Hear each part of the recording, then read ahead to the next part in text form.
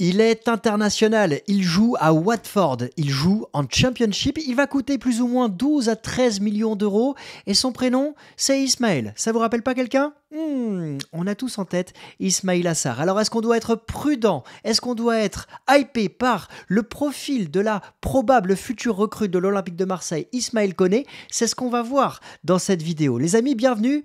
Bienvenue sur CM Football pour l'analyse. Évidemment, d'Ismaël Koné, une information qui est tombée hier soir chez Foot Mercato avec Santi Aouna qui a confirmé un accord très proche d'être trouvé entre l'OM et Watford, un accord qui est trouvé total pour Ismaël Koné concernant le quotidien, l'équipe. On va voir, les informations ont avancé dans la nuit avec Fabrizio Romano. Après Lilian Brassier qui doit devenir la première recrue, on a peut-être Ismaël Koné qui va devenir la recrue de Giovanni Rossi, directeur technique, et également de Roberto De Zerbi. Roberto De Zerbi qui est actuellement à Marseille au moment où je tourne cette vidéo. Il est 11h11.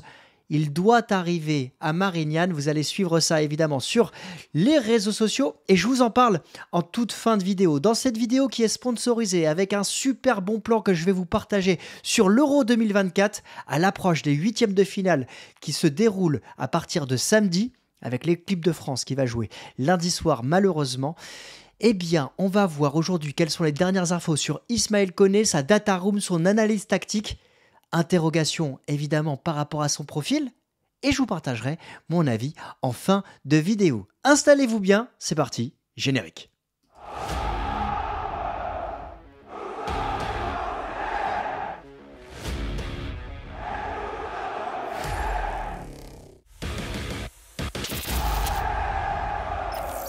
Mais pour commencer, je te partage mon bon plan pour suivre l'Euro 2024 avec mon partenaire Surfshark VPN. C'est un réseau virtuel privé et je pense que vous êtes énormément à savoir ce qu'est un VPN. On retrouve l'application sur mobile mais également sous forme d'une extension de ton navigateur internet. Ça te permet de te connecter à plus de 3200 serveurs dans 100 pays. On va pas se mentir, aujourd'hui le football est de plus en plus cher. Ça devient indispensable d'avoir un VPN. D'ailleurs, pendant toute la compétition de l'Euro 2024, tu vas pouvoir te géolocaliser en Belgique ou en Suisse, parce que là-bas, la compétition est diffusée gratuitement. Oui, gratuitement, respectivement, sur les chaînes la RTBF et sur la chaîne RSI, la 2. Et si tu es italien et que tu veux suivre la compétition avec les commentaires italiens, eh bien tu te géolocalises en Italie et tu peux suivre la compétition grâce à la RAI. Ce qui est malin de le faire maintenant pendant l'Euro, c'est que tu as un mois satisfait ou remboursé. Et en plus, avec le code promo CM Football, tu peux bénéficier de jusqu'à 84% de remise.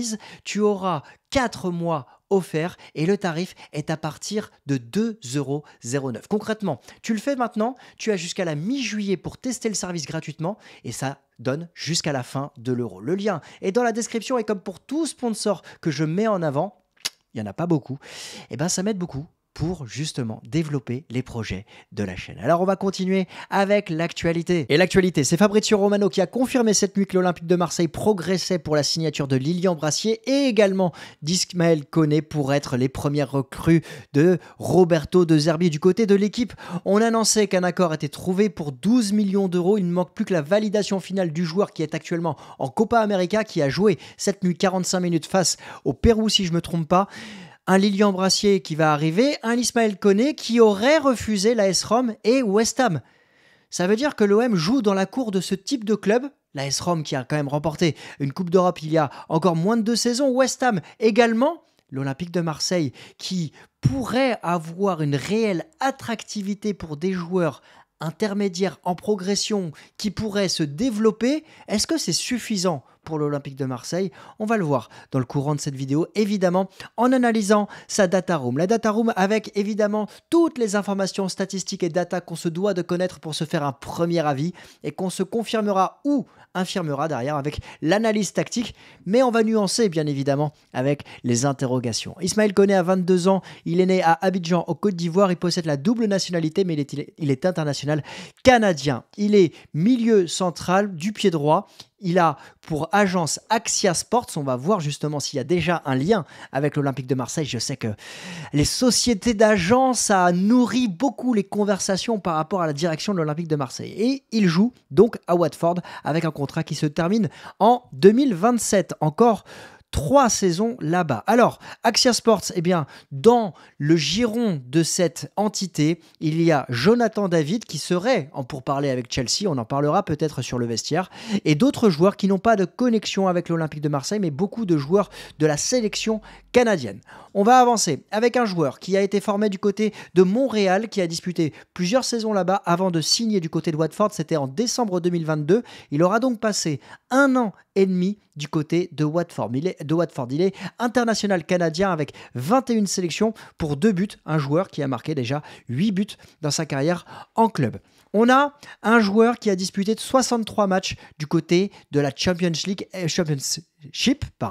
on va essayer d'arrêter d'accrocher sur les mots.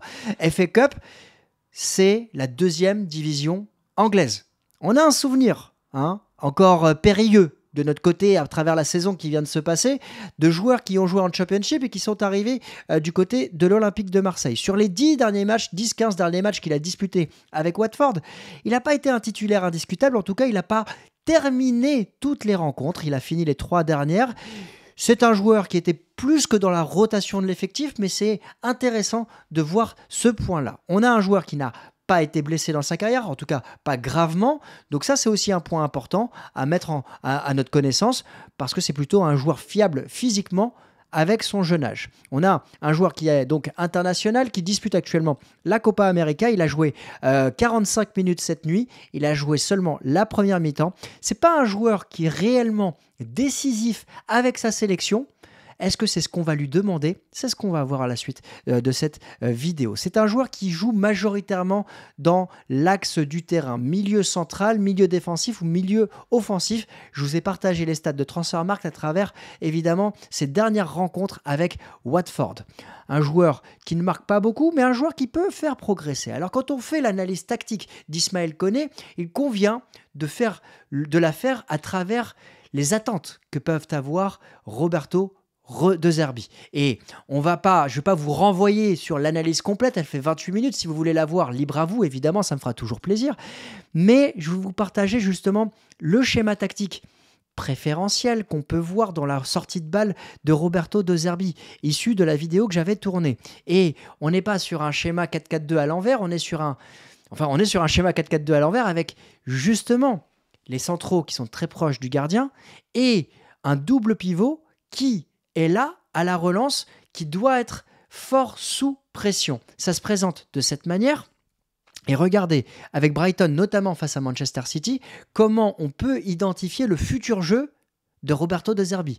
Je pense qu'on va vibrer, mais vibrer dans les deux sens. Parce qu'on va avoir cette crainte de la perte de balle. Et il va falloir être fort sous pression. Quand on a ces informations-là, eh bien on les croise avec les datas, notamment de Datascout sur Twitter /X, qui nous a sorti un superbe thread ce matin. Je ne sais pas comment on dit, vous me direz. Dis donc, décidément, ce matin, c'est pas facile d'articuler correctement. Vous me direz ce que vous en pensez en commentaire.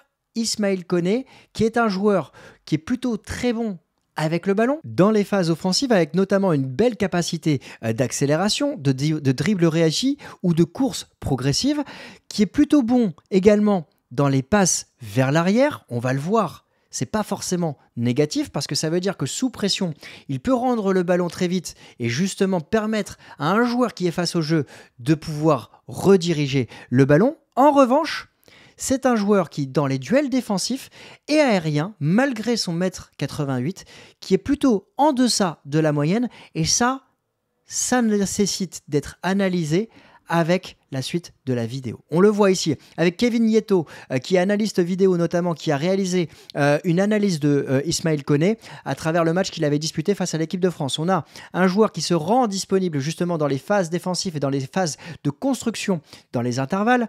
Un joueur qui arrive à jouer un cran plus haut sur le terrain et qui reste très proche de ses défenseurs centraux.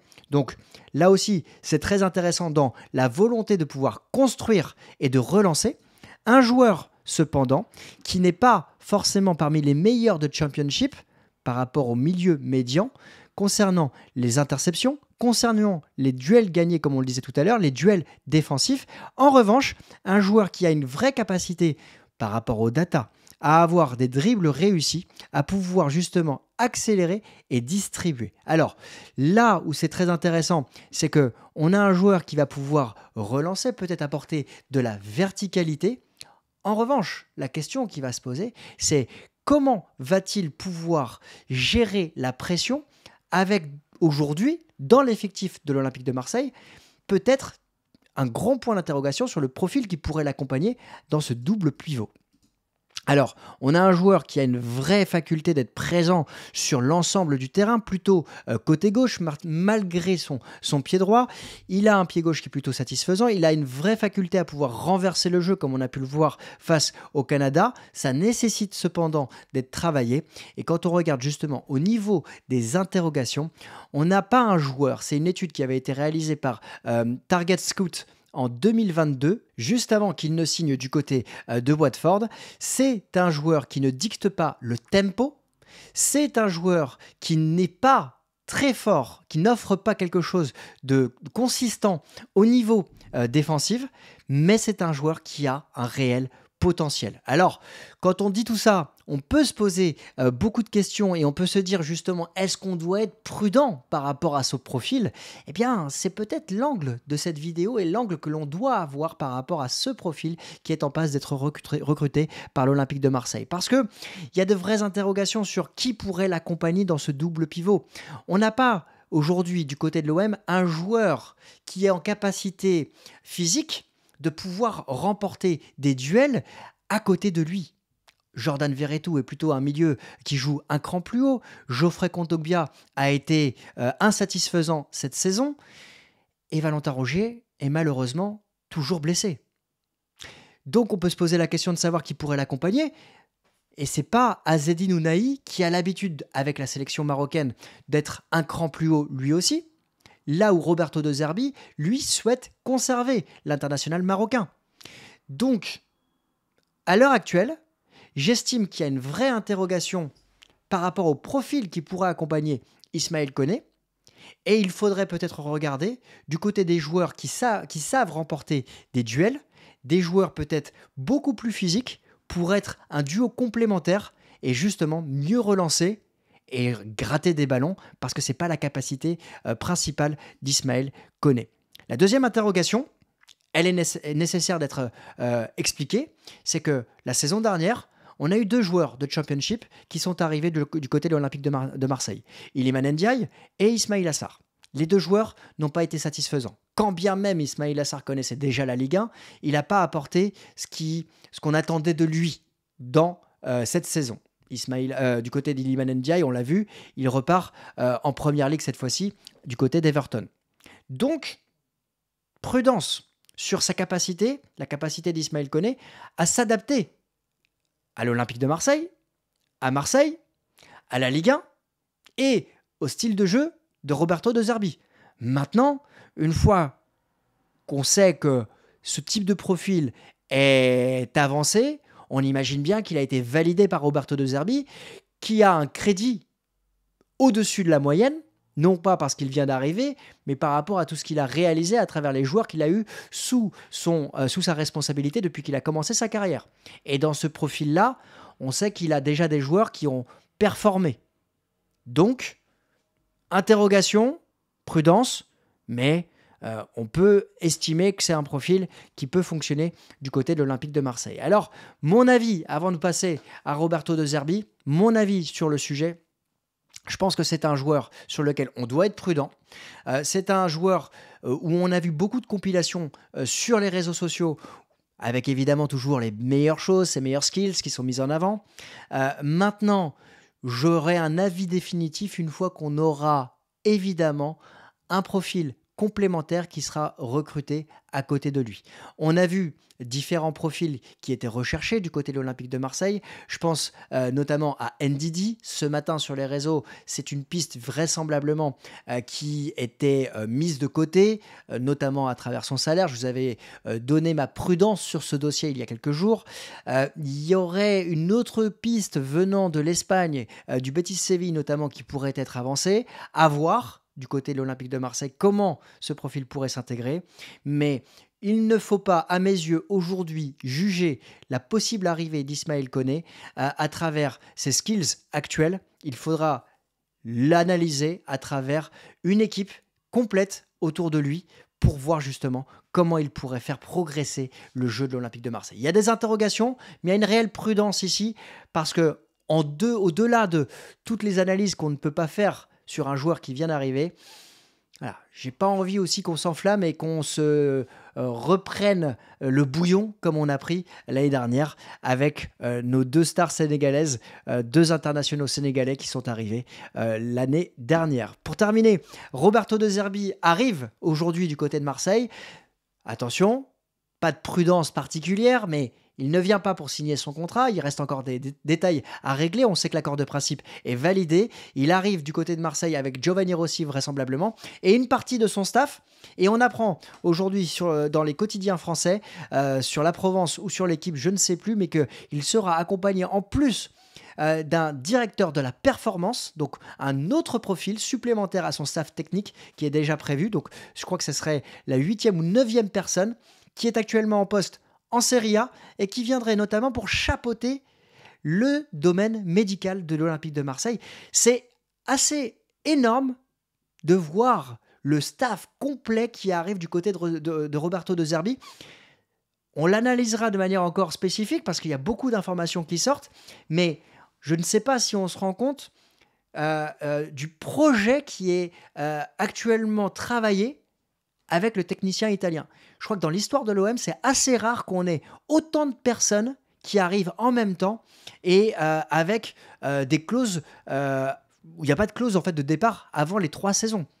Donc un gros risque d'un côté financier, mais une vraie volonté aussi de partager un projet sur la durée. C'est assez fort et on sera là pour analyser avec les derniers détails. Voilà. J'aimerais savoir quel est votre avis sur Ismaël Koné, ce que vous en retirez. Si vous avez des informations complémentaires, évidemment, n'hésitez pas à les indiquer en commentaire de cette vidéo. N'hésitez pas à liker, commenter, partager. Et puis, évidemment, si vous voulez suivre l'Euro avec Surfshark, n'hésitez pas à vous abonner avec le lien qui est dans la description. Je vous souhaite à tous une excellente journée. On va continuer de suivre le mercato de l'Olympique de Marseille, donc n'hésitez pas à vous abonner. Allez l'OM et à très vite.